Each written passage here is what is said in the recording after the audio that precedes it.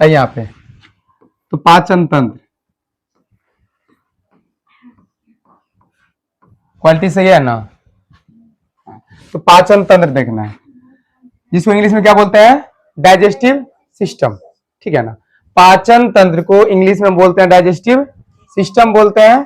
पाचन का मतलब क्या होता है, पाचन का मतलब होता है जटिल अणुओं को, जो हम खाते हैं, जटिल अणुओं को सरल रूपों में बदलना। क्या हम जानते हैं हमारा जो शरीर है डायरेक्ट जटिल अणुओं को एब्जॉर्ब नहीं कर सकता है, ठीक है ना। और मेनली जो होता है पाचन में, किसको पाचन करते हैं, कार्बोहाइड्रेट, कार्बोहाइड्रेट हो गया, प्रोटीन हो गया और वसा। कार्बोहाइड्रेट, प्रोटीन, वसा, क्योंकि हम जानते हैं जल हो गया, विटामिन हो गया, ये ऑलरेडी पचा हो रहता है, इसको हमारा शरीर डायरेक्ट एब्जॉर्ब कर सकता है। हमारा शरीर जो होता है कार्बोहाइड्रेट, प्रोटीन, वसा को डायरेक्ट एब्जॉर्ब नहीं कर सकता है, नहीं कर सकता है। इसके लिए इसका पाचन होना बहुत जरूरी है। जैसे कार्बोहाइड्रेट किस में बदल जाता है, पाचन होके ग्लूकोज में, ये जो होता है ग्लूकोज में बदल जाता है, ग्लूकोज में। और प्रोटीन एमिनो अम्ल, एमिनो अम्ल में, ठीक है। और वसा, वसा जो होता है वसा अम्ल, वसा अम्ल तथा ग्लिसरॉल, ग्लिसरॉल, ठीक है ना। तो एमिनो अम्ल, वसा, ग्लिसरॉल को हमारा शरीर क्या करता है, एब्जॉर्ब करता है, ठीक है ना। और बात रहा जल और विटामिन का, इसका पाचन नहीं होता है, ये ऑलरेडी पचा हुआ रहता है, ठीक है ना। जहां तक ग्लूकोज, ग्लूकोज जो होता है तत्कालिक ऊर्जा कम करता है। यदि किसी को अचानक क्या हो गया, कुछ प्रॉब्लम हो गया, शरीर में क्या होगा, कमजोरी महसूस होता है, उसको क्या चढ़ाया जाता है, देखेंगे ग्लूकोज चढ़ाया जाता है, ठीक है ना। तो पाचन तंत्र में दो भाग देखना है, एक देखना है आहार नाल, आहार नाल, आहार नाल, ठीक है ना। आहार नाल समझते हैं, आहार मतलब होता है भोजन, भोजन जिस नली से होकर गुजरता है उसे हम क्या बोलते हैं, आहार नाल। आहार जो होता है जिस नली से होकर गुजरता है उसे हम बोलते हैं आहार नाल। आहार नाल का टोटल लंबाई कितना होता है, 8 से 10 मीटर, ठीक है ना। आहार नाल का टोटल लंबाई होता है 8 से 10 मीटर, 8 से 10 मीटर होता है। देखिए यहां से लेके मुगुहा से लेके लास्ट मलाशय तक, मुगुहा से लेके जो रेक्टम होता है, मलाशय होता है, यहां तक हम क्या बोलते हैं, आहार नाल। देखिए ये क्या हुआ, यहाँ पे मुगुहा, मुगुहा, और यहां यहां जाता है, इसको क्या बोलते हैं, ग्रास नली, ग्रास नली, ठीक है। ये क्या हुआ, लीवर, लीवर को हिंदी में क्या बोलते हैं, यकृत बोलते हैं। इधर क्या हुआ, ये जो हुआ, यही तो अमाशय हुआ, पेट, अमाशय अर्थात पेट, ठीक है। और यहां से दिख रही वाला ये क्या हुआ, अग्नाशय, अग्नाशय, ठीक है। ये जो घुरा हुआ पूरा ये क्या है, छोटी आंत, छोटी आंत है, ठीक है। और ये जो दिख रहा है व्यास के आधार पे मोटाई, ये जो है ये बड़ी आंत है, बड़ी आंत, ठीक है ना। और ये है रेक्टम, जहां भोजन जमा होता है, अपचा भोजन, रेक्टम, ठीक है, समझ गया ना। ये क्या हो गया, मुगुहा, जहां भोजन ग्रहण करते हैं। आहार नल का पहला भाग कौन होता है, मुगुहा होता है, ठीक है। ये क्या हो गया, ग्रास नली, क्या हो जाएगा, ग्रास नली। ये क्या हो गया, लीवर, यकृत हो गया, यहाँ पे क्या है, अमाशय, अमाशय, ये क्या हुआ, अग्नाशय हो गया, ये छोटी आंत। आहार नाल का सबसे लंबा भाग देखिए, ये छोटी आंत, नाम है छोटी लेकिन छोटी नहीं है, देख लीजिए कितना घुरा हुआ है, इस टाइप से, इससे ऐसे ऐसे, मतलब देखिए कितना बार है, इससे बड़ा ही हुआ ना। तो लंबाई के आधार पर छोटी आंत क्या होता है, सबसे लंबा भाग होता है, लेकिन मोटाई के आधार पे बड़ी आंत हो जाएगा, क्या हो जाएगा, बड़ी आंत। आइए आंत क्या देखना है, आहार नाल को, आहार नाल। अब बताइए आहार नाल क्या होता है, हम बताते हैं आहार जो भोजन होता है जिस नली से होकर गुजरता है उसे क्या कहते हैं? आहार नाल। क्या कहते हैं? आहार नाल कहते हैं। आहार नाल की कुल लंबाई कितना होता है? 8 से 10 मीटर।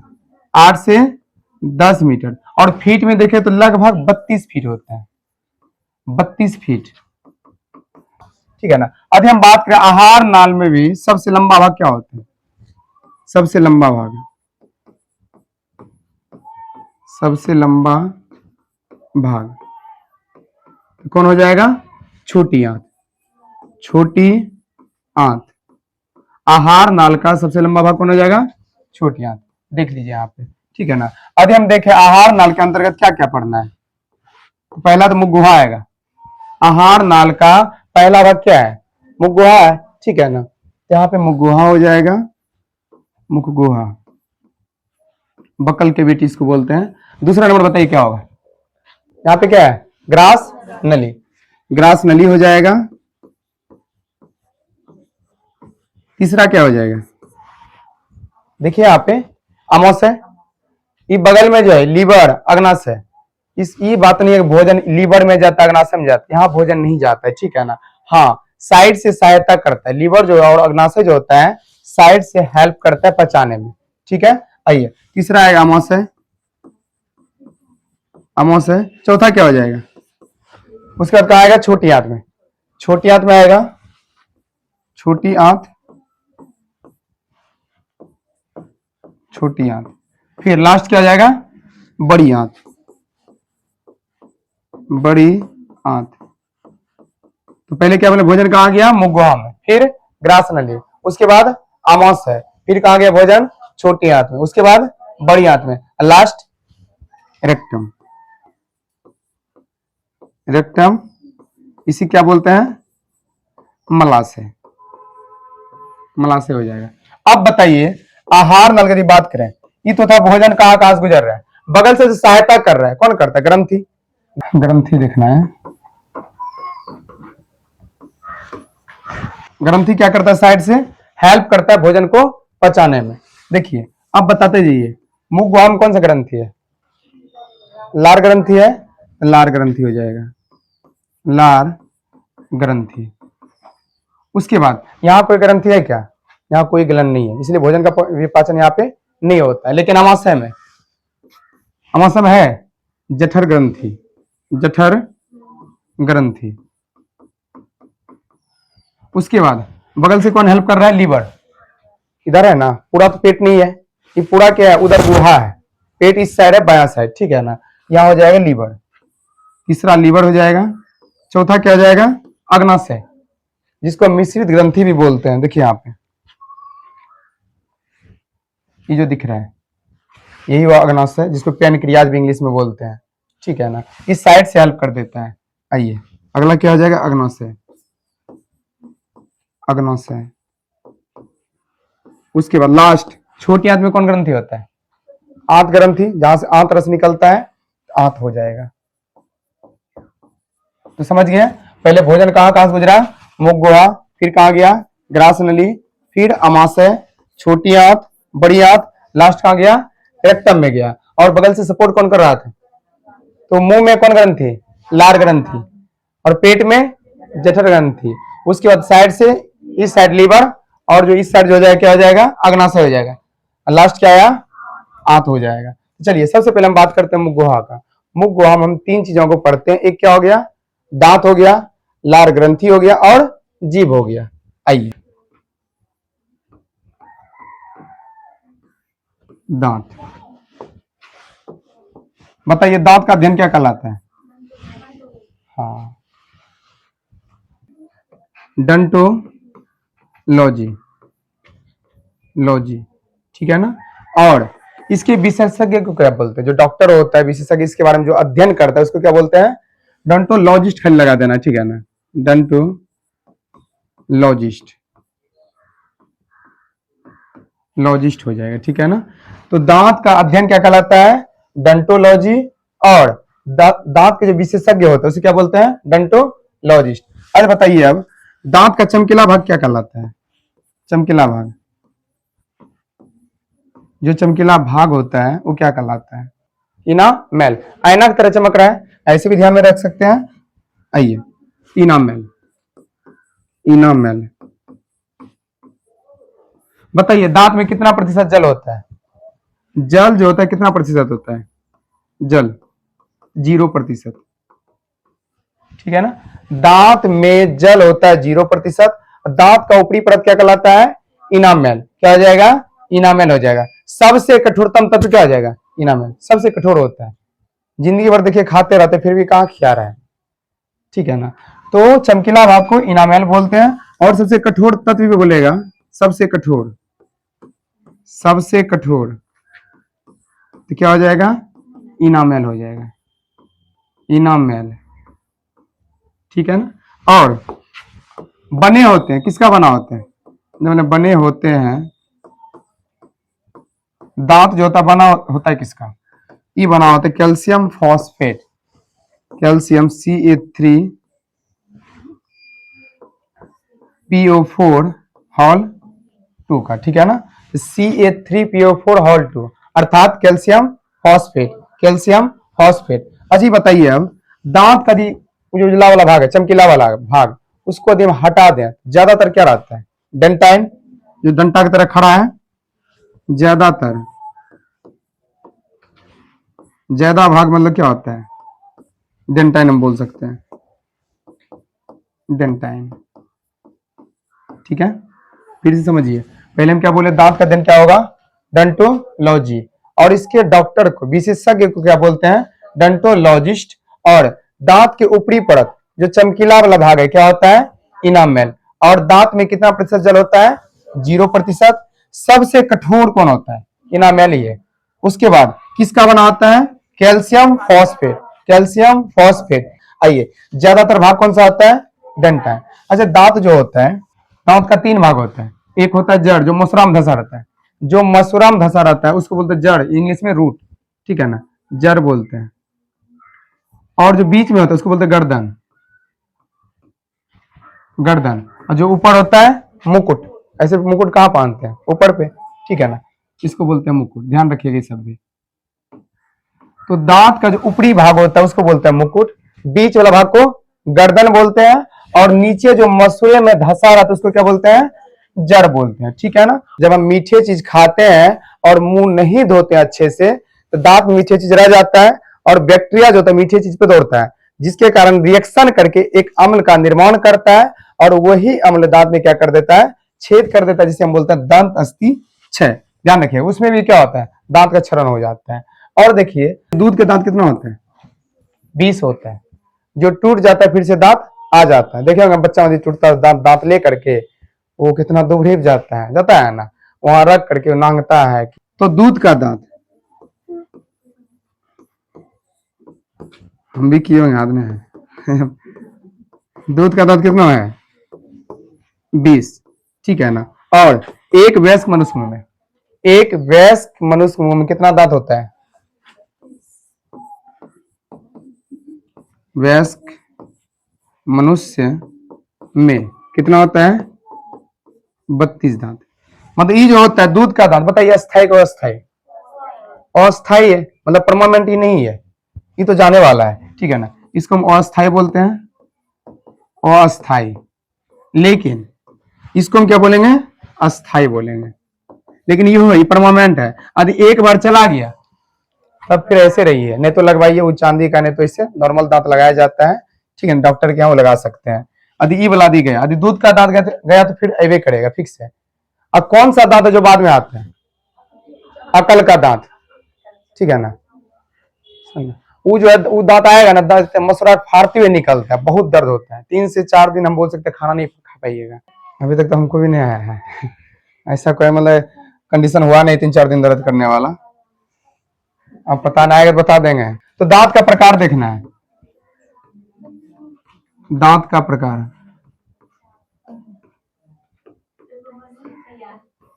बताइए दांत के कितने प्रकार हैं? दांत का 4 प्रकार होता है। ठीक है ना, 1 नंबर इंसीजर, दूसरा क्या है? कैनाइन, प्रीमोलर, और चौथा क्या हो जाएगा? मोलर। ठीक है ना, लेने इसका उसको बोलते हैं कृंतक या कर्तनक भी बोलते हैं। ठीक है ना, कृंतक, रदनक,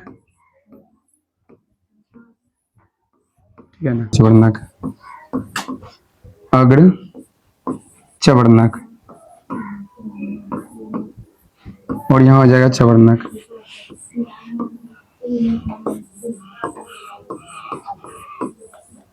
चवर्णक हो जाएगा। ठीक है, आइए यहाँ पे। तो कृंतक का काम क्या होता है? काटना। रत्नक का फाड़ना। अग्र चवर्णक का चबाना हो जाएगा, और चवर्णक का क्या हो जाएगा? चबाना पीसना दोनों। देखिए यहाँ पे हम दिखाते हैं दांत। तो यहाँ पे क्या है? यही दांत है, देख लीजिए। देखे दांत, ये जो चारों है, ये जो दिख रहा है चारों, ये क्या है? यही आपका कृंतक, इंसीजर, ठीक है ना, कृंतक। और जितना नीचे उतना ही क्या रहता है? ऊपर। बराबर होता है, जितना नीचे उतना क्या होता है? ऊपर होता है। मतलब 4 हुआ नीचे कृंतक, 4 ऊपर। इसका मतलब इसका संख्या कितना हो गया? 8 हो गया, ठीक है ना। इसका संख्या हो जाएगा 8 कृंतक का। और रत्नक देखिए, एक इधर है, एक यहां, एक यहां। ये क्या है? रत्नक, जिसको इंग्लिश में क्या बोलते हैं? कैनाइन। देखिए लिखा हुआ है कैनाइन। ये हुआ इंसीजर, यहाँ पे कैनाइन हुआ। ये दोनों प्री मोलर, यहाँ मोलर हुआ, ठीक है ना। वही यहाँ पे है, ये चारों, नीचे वाला 4 गो और ऊपर वाला 4 गो, इसको क्या बोलते हैं? कृंतक। इसका काम क्या होता है? काटना। इसकी संख्या कितना होता है? 8 हो जाता है। उसके बाद रत्नक का देखिए, एक इधर, एक इधर, 2 ऊपर 2, कितना हो गया? 4। रत्नक होता है 4 गो, रत्नक की संख्या 4। और प्रीमोलर, प्रीमोलर 2 इधर और 2 इधर, 2 इधर हो गया और 2 इधर हो गया, 4 नीचे 4 ऊपर, कितना हो गया? 4। टोटल कितना हो गया? 8 गो हो गया। उसके बाद अब बात करते हैं चवर्णक का। देखिए 3 इधर, 3 इधर, 6 और 6 गो ऊपर, 12 गो। इसकी संख्या 12। समझ गया ना। देखिए हम क्या बोले हैं? 4 नीचे, कर्तनक जो होता है 4 नीचे हो गया, 4 ऊपर हो गया, कितना हो गया? 8। कर्तनक का संख्या कितना हो गया? 8। इसी को बोलते हैं कृंतक, इंसीजर, ठीक है ना। 8 हो गया। उसके रत्नक, एक इधर, एक इधर, 2 2 वो नीचे, 2 ऊपर हो गया, 4 को हो गया क्या चीज? रत्नक। अगर चवर्णक की बात करें, 2 इधर, 2 इधर, 4 4 नीचे, 4 ऊपर, 8 को हो गया क्या? अगर चवर्णक। यदि हम बात करें चवर्णक का, 3 3 3 6 6 ऊपर, कितना हो गया? 12 हो गया। ये हो गया इतना, ठीक है ना। चलिए है, देखिए यहाँ पे दांत, कौन कैसा दांत होता है? देखिए इंसीजर, देखिए कैसा रहता है। इसका काम क्या है? काटना। इसका फाड़ना। और ये देखिए इससे मोटाई है, चबाना। और सबसे मोटाई वाला चबाना और पीसना, दोनों काम करते हैं। कुछ भी खाते हैं, भुजिए खाते, कहाँ से खाते? यहाँ से खाते हैं। उधर लग जाते हैं यहाँ पे, इसे छिटक जाएगा। खाइए ना, इससे काट के खा लीजिएगा, नहीं बनेगा खाने में, यहाँ लेके जाना पड़ता है। चने उन्हें खाइएगा भूज करके, यहाँ नहीं खा पाएंगे, यहाँ पे लेके जाना पड़ता है, ठीक है ना। आइए यहाँ पे, तो समझ गया ना, यहाँ तक कोई दिक्कत नहीं है। चलिए आगे चलते हैं। नोज टीथ बोलेंगे, नोज टीथ। और इसको कैनाइन को, ये किसके सीधा में? आंख के सीधा में, ठीक है ना। इसको बोलेंगे आई टीथ, आई टीथ, आई टीथ बोलेंगे। और ई जो होता है, ये गाल के सीधा में होता है, इसीलिए इसको बोलते हैं क्या? गाल को चिक बोलते हैं।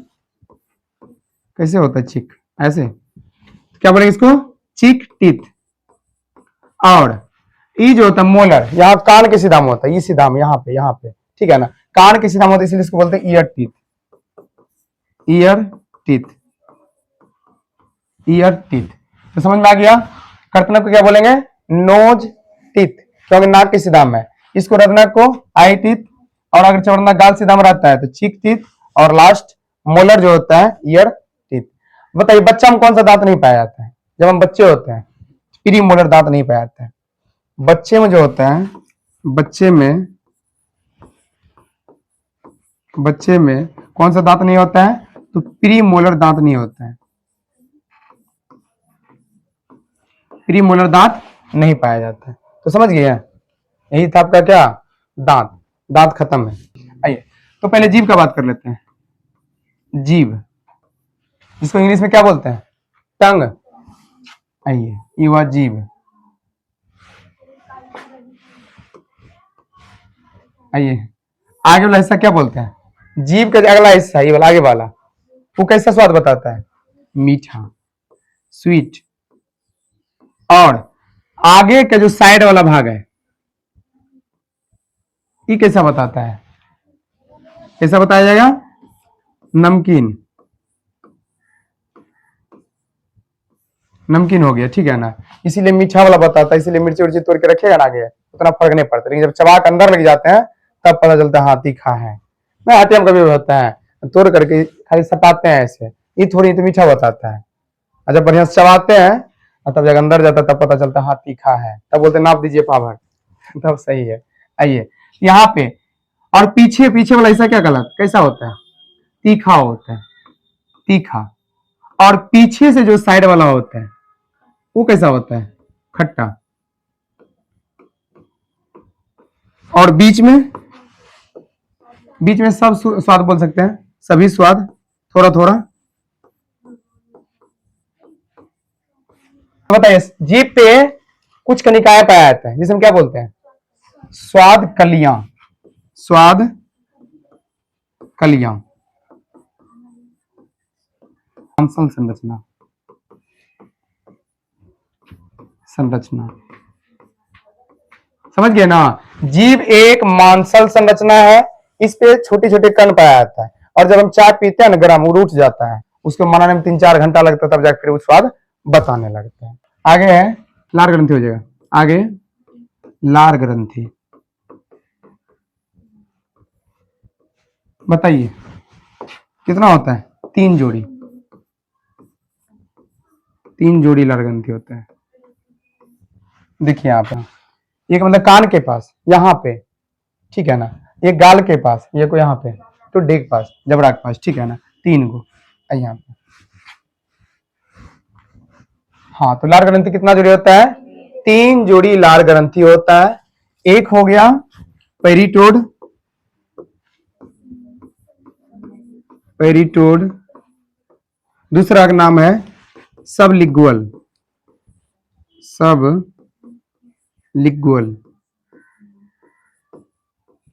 और सबमेंडिबुलर, मंडी सही है, पुलर। 3 जोड़ी लार ग्रंथि होता है, ठीक है ना। एक पेरिटोड, पेरिटोड। दूसरा सबलिंगुअल, क्या जाएगा? सबलिंगुअल। तीसरा हो जाएगा सब मैंडिबुलर, सब मैंडिबुलर। पेरिटोड जो होता है ये कहाँ होता है? कान के पास, ये कान के पास होता है। और सबलिंगुअल गाल के पास, और सबमेंडिबुलर जबड़ा के पास। इससे जो एंजाइम निकलता है, इससे जो लार निकलता है, कौन कौन निकलता है? एक टाइलिन निकलता है, टाइलिन। दूसरा लाइसोजाइम, लाइसोजाइम। और तीसरा जो होता है एमाइलेज हो जाता है, एमाइलेज, एमाइलेज, ठीक है ना। और ये दोनों मिलके, एमाइलेज और टाइलिन मिलके किसका पाचन करता है? कार्बोहाइड्रेट का, कार्बोहाइड्रेट। यदि बोलेगा बताइए एमाइलेज टाइलिन किसका पाचन करता है? कार्बोहाइड्रेट का। यही रीजन है हम बताए थे सबसे पहले यदि बोलेगा मुख गुहम किसका पाचन होता है? कार्बोहाइड्रेट का। भोजन का पाचन कहां से हो जाता है? मुख गुहा से ही। इसीलिए बोलता है चबा चबा खाइए ताकि आगे सहूलियत मिलेगा पचाने में। देखिए यहाँ पे क्या बोले हैं, एमाइलेज और जो टाइलिन होता है मुख गुहा में किसका पाचन करता है? कार्बोहाइड्रेट का। भोजन का पाचन कहां शुरू हो जाता है? मुख गुहा से। सबसे पहले किसका पाचन होता है? कार्बोहाइड्रेट का। कार्बोहाइड्रेट को किसमें बदला जाता है? ग्लूकोज में, ग्लूकोज में, ठीक है ना। लेकिन भाग दौड़ की जिंदगी में अभी जो है दुनिया में क्या करता है आदमी? बहुत जल्दी खाने लगता है, और जल्दी खाने के चक्कर में बढ़िया चबाता नहीं है, मतलब तुरंत मिलाया, मतलब 2 मिनट, मतलब 2 मिनट रुकिए हम तुरंत खा रहे हैं, संयम खाइयो लेता है, ठीक है ना। हाँ, लेकिन चावल दाल होना चाहिए, रोटी थोड़ा टाइम लगी जाता है, चावल दाल को मिलाया 4-5 करोड़ खत्म कर देता है इकट्ठे मिला के, ठीक है ना। यहाँ पे और ये जो है लाइसोजाइम, लाइसोजाइम जो है ये क्या करता है? कीटाणु को मारने कम करता है। अरे हम कितना होता है, चलिए हम सब क्या करते, थोड़ा हाथ धो खाते हैं। जो किसान वर्ग में आता है, जो खेतों में काम करता है, उसको उतना फुर्सत नहीं होता है वो हाथ धो खाए उतना। वो डायरेक्ट काम करता है, खाना लाया वही गमछी उछा पोंछ लिया और उसी हाथ से चालू कर दिया। अब बताइए जो उसके बैक्टीरिया हो, बैक्टीरिया तुमको दिखता नहीं है, हर जगह बैक्टीरिया है, ठीक है ना। अब जो हाथ में है वो भी अंदर जाएगा, लेकिन हम यदि सही से चबाते हैं तो मुंह में लाइसोजाइम होता है, जितना भी कीटाणु होता है, जो भी बैक्टीरिया होता है उसको क्या कर देता है, खत्म कर देता है, ताकि आगे चल के हमको दिक्कत ना हो। और यदि हम बात करें पेरिटोर जो होता है, सांप में जहर का काम करता है। सांप में जो जहर बनता है, जहर किस ग्रंथि में बनता है, पेरिटोड ग्रंथि। सांप में ग्रंथि होता है जिसको बोलते हैं पेरिटोड ग्रंथि। यहां क्या बनता है, यहाँ पे जड़, यहाँ पे आपका लार ग्रंथि खत्म हो गया। दांत पर लिए, जीभ पर लिए, लार ग्रंथि खत्म। चलिए अब नीचे उतरे, अब देखना है ग्रास नली। ग्रास नली, ठीक है ना। देखिए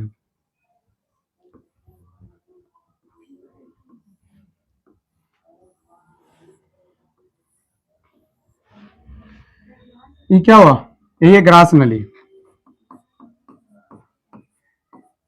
ग्रास नली।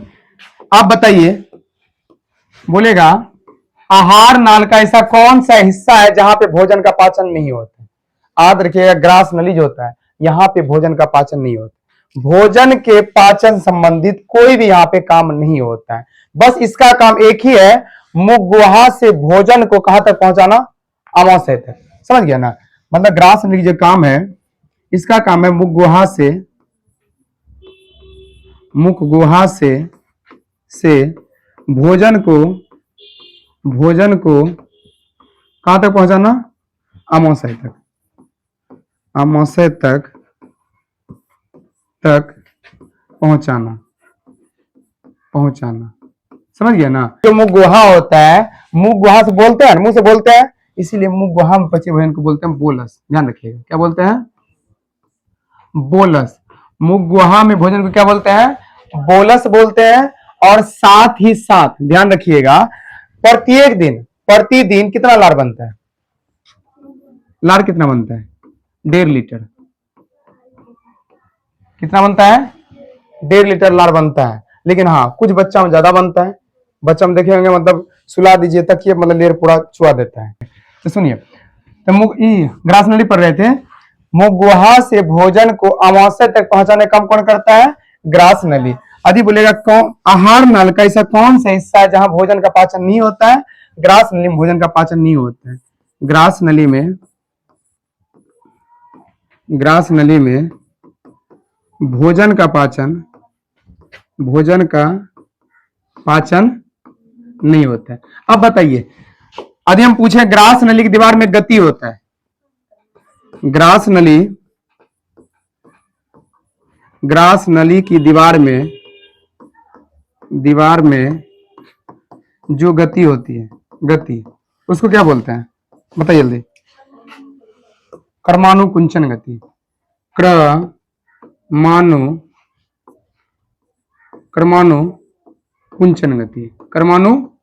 गति। यदि पूछिएगा बताइए ग्रास नली की दीवार में जो गति होता है क्या बोलते हैं, क्रमानुकुंचन गति। यहाँ देखिए होता क्या है, जो भोजन होता है ना, जिस तरह सांप जब मेढक खाता है, देखिए कुछ इस टाइप से फूल जाते हैं, ऐसे हो जाता है, फिर यहाँ आएगा, आगे बढ़ेगा, फिर फूल जाएगा। इस टाइप से मतलब धीरे धीरे भोजन को उतारने का काम करता है। क्या हमारा पेट इतना कोमल है, यदि अचानक खाएंगे एकदम धबाक धबाक गिरेगा, चोट बहुत रहेगा। नॉर्मली देखे होंगे, यदि पीठ में कोई फाइट मारता है ना, जो पूरा कोमल होता है, वो आगे इसका पेट दर्द करने लगता है, इतना कोमल है। और तो बात कर रहे हैं एकदम अंदर डायरेक्ट उसी पर टक करने का।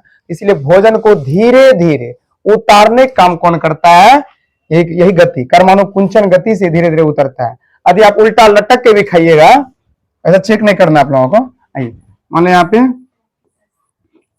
पे ये मुंह है, ठीक है ना, दांत बनाता के समझ में आएगा।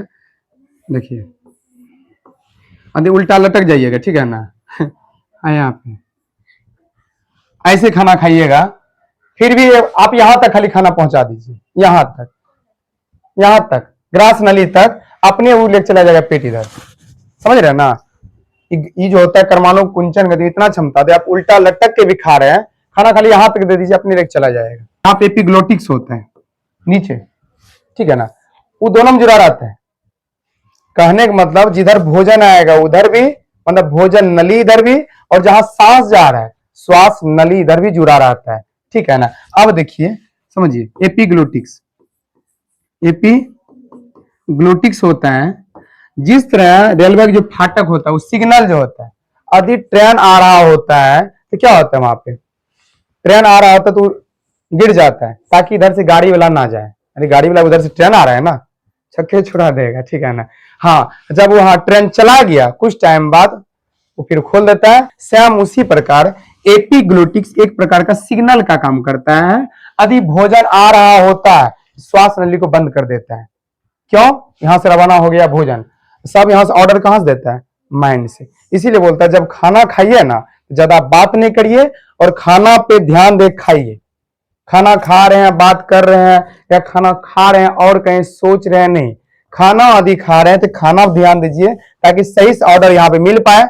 और जब भोजन खा रहे हैं तो श्वास नली जिधर फेफड़ा वाला रास्ता है वो बंद हो जाता है ताकि खाना जो होता है फेफड़ा में एंट्री नहीं कर पाए, ठीक है ना, आराम से भोजन नली में जाए। लेकिन कभी कभी हम सोचने लगते हैं और सोचने के दौरान यहां से पूछ रहा होता है कि बताइए क्या करना है, कौन आ रहा है, भोजन आ रहा है कि सांस आ रहा है, इधर से ऑर्डर तो कहीं और खोया हुआ है, अलग दुनिया में खोया हुआ है। अब इसको समझ में आता है, मतलब लोग किधरों गिरा देता है, गिराने के चक्कर में श्वास नली इधर घुसता है, सड़क जाते थे, अचानक खाते खाते सड़क जाते हैं। सड़कने के दौरान आप देखिए जब भी सड़केगा मुंह से खाना नहीं निकलता है, जो मुंह में रहेगा वही मुंह निकलेगा। अब बाकी जो उधर जाता है उसका कनेक्शन नाक से रहता है, इसलिए नाक से लेकर भात निकलेगा, चावल नहीं, जो भी होगा भात चावल तक के हुआ उसी से निकलता है। इसीलिए खाना खाइएगा आप ध्यान से। आइए खाते हैं ना, तो ग्रास नली समझ गया ना। आहार नाल का ऐसा कौन सा हिस्सा जहां भोजन का पाचन नहीं होता है, ग्रास नली। ग्रास नली काम क्या होता है, मुंह गुहा के भोजन को आमाशय तक पहुंचाना, और ग्रास नली के दीवार में एक गति होता है जिसे हम क्या बोलते हैं, कर्माणु कुंचन गति बोलते हैं, ठीक है ना। और एपिग्लोटिक्स का काम क्या होता है, एपिग्लोटिक्स का काम होता है भोजन को श्वास नली में जाने से रोकना,